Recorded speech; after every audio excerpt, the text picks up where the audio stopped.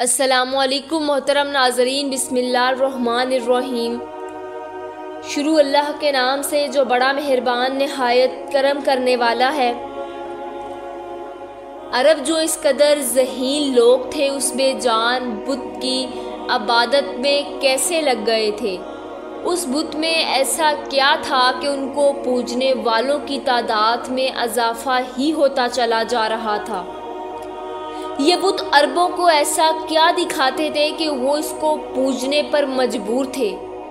क्या उज़्ज़ा नामी अरबों की ये देवी सिर्फ एक बेजान पत्थर थी या कोई मावराई ताकत। इस वीडियो में हम ज़माने जाहलियत अरबों की अजीम बुत उज़्ज़ा की तारीख और अंजाम को जानेंगे।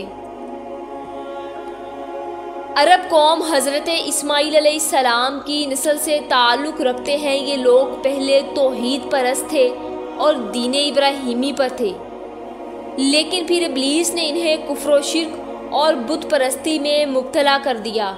मुशरिकीन अरब के बहुत से बुत थे, लेकिन इनमें तीन बहुत ज़्यादा अहमियत और शोहरत रखते थे। इनके नाम लात, मनात और उज़्ज़ा को अरब ज़माने जाहलियत से ही पूजते आए थे।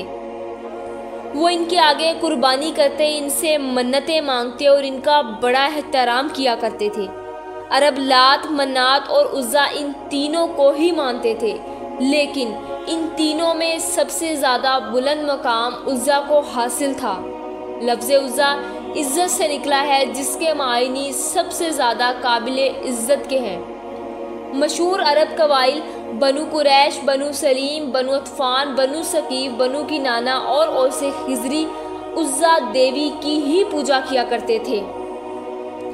मुवर्रिखीन ने लिखा कि लात, मनात और उज़्ज़ा तीनों बहनें हैं, जबकि बाज़ में लिखा कि लात और मनात बहनें हैं और उज़्ज़ा उन दोनों की माँ है।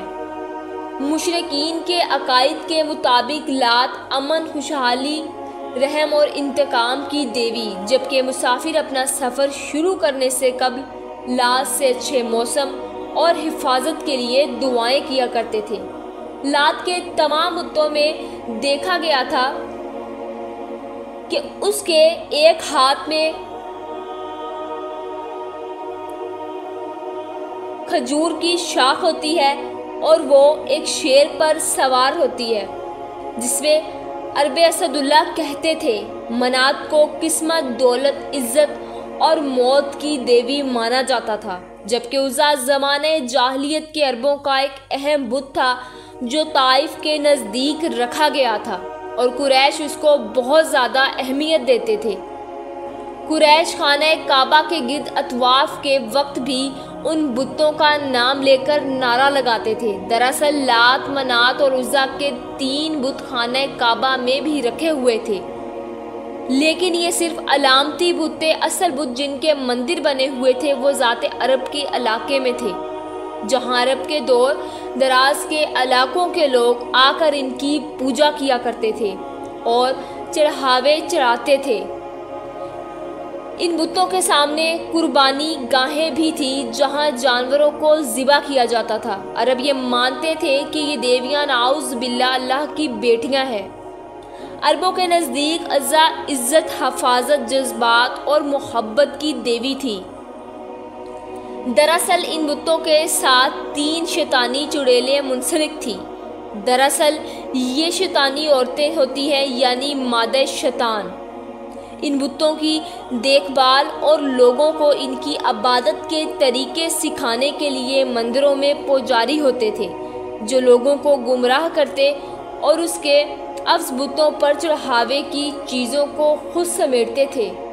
उज़्ज़ा का ये बुत खराज नाफी एक बस्ती में वाक़या था। ये एक शानदार मंदिर था। इस मंदिर में दोबिया सुईनी एक पुजारी उज़्ज़ा की देखभाल और खिदमत करता था। मंदिर के सामने थोड़े फासले पर जाहों के तीन दरख्त थे। अरबी में इस दरख्त को असल कहते हैं। ये एक सहराई दरख्त होता है जो उजाड़ और बंजर सहराइयों में पैदा होता है। झाओ के उस दरख्त में उज़्ज़ा का बसेरा था, उस बारे में किसी को भी इल्म नहीं था कि उज़्ज़ा की जिस बुत की पूजा की जाती है वो एक शैतानी ताकत है जो उस दरख्त पर रहती है। जब भी लोग उसके पास चढ़ावे और मन्नतों के लिए आते तो वो चुड़ैल मंदिर के बुत में दाखिल होकर बोलती थी और शैतानी कुव्वतों से लोगों के मसले भी हल कर दिया करती थी।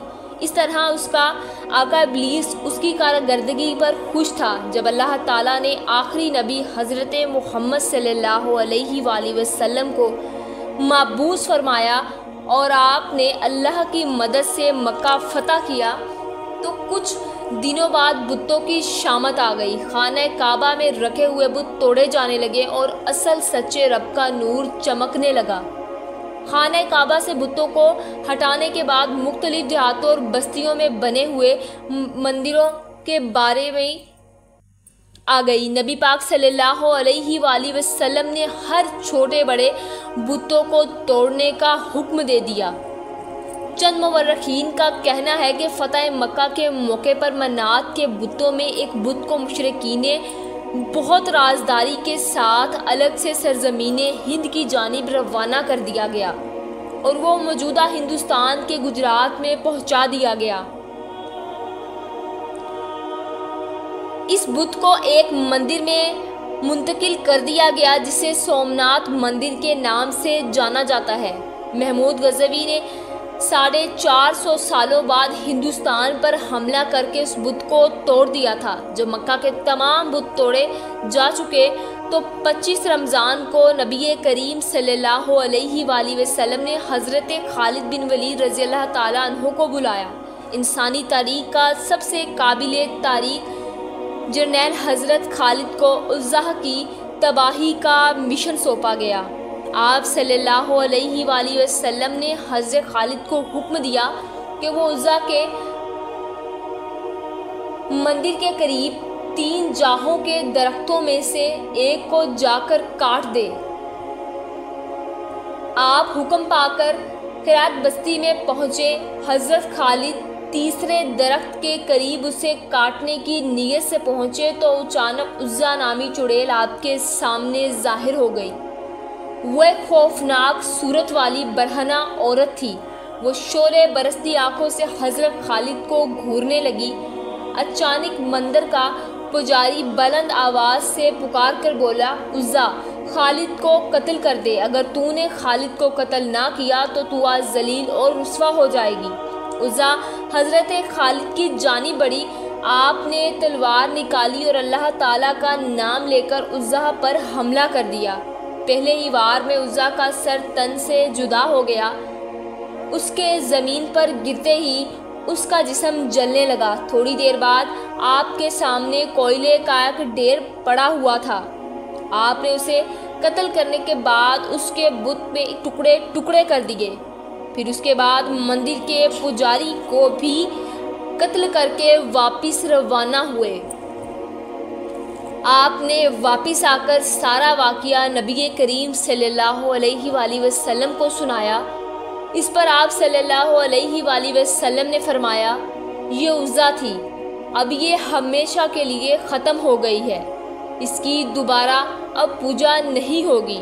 और इस तरह सदियों तक पूजे जाने वाली इस शैतानी ताकत का ख़ात्मा नबी करीम सल्लल्लाहु अलैहि वसल्लम के हुक्म से सैफुल्लाह हज़रत खालिद रज़ी अल्लाह ताला अन्हो के हाथों से हुआ।